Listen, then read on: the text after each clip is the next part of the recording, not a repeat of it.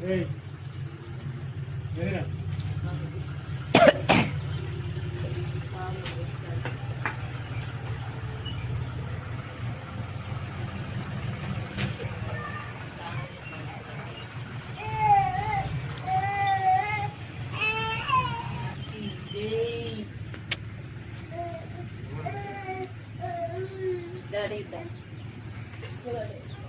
nice. నచ్చింది. నమస్తే, నా పేరు ఊరి నరసయ్య. మా గ్రామం భూపతిపూర్, మండల్ రాయకల్, జగిత్యాల జిల్లా. మేము వృత్తిరీత్యా మేదరి, గుళ్ళలు చాటలు గంపలు తయారు చేస్తూ ఉండేవారు మా నాన్న అమ్మ వాళ్ళు.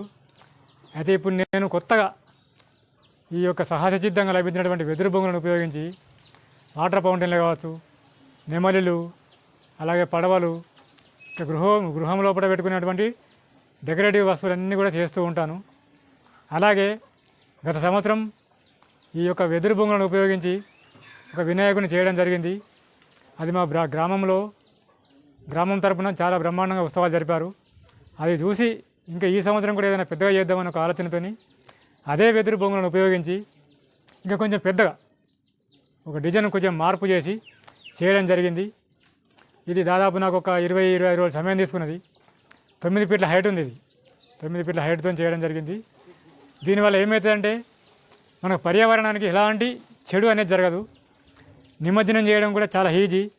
పెద్ద పెద్ద భారీ క్రేన్లు అట్లాంటి అవసరం లేకుండా మంచి వాతావరణంలో నిమజ్జనం చేసుకోవచ్చు.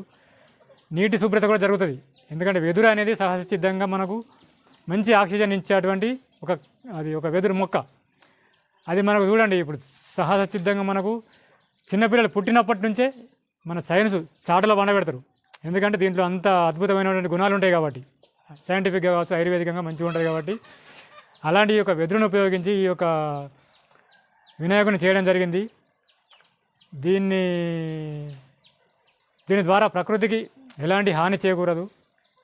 చాలా అద్భుతంగా ఉంటుంది కాబట్టి రసాయనాలతో ఉపయోగించేటువంటి వినాయకులను కాకుండా ఇలాంటి వినాయకులను ప్రోత్సహిస్తూ మాలాంటి కళాకారులను కూడా ప్రోత్సహిస్తే మునుముందు ఇంకా మంచి మంచి డిజైన్లలో చేయడానికి కూడా మేము ప్రయత్నం చేస్తాం. కాబట్టి మీ అందరూ కూడా మాకు సహకరించాలని వేడుకుంటూ మీ అందరికీ కూడా మరొకసారి వినాయక చవితి శుభాకాంక్షలు.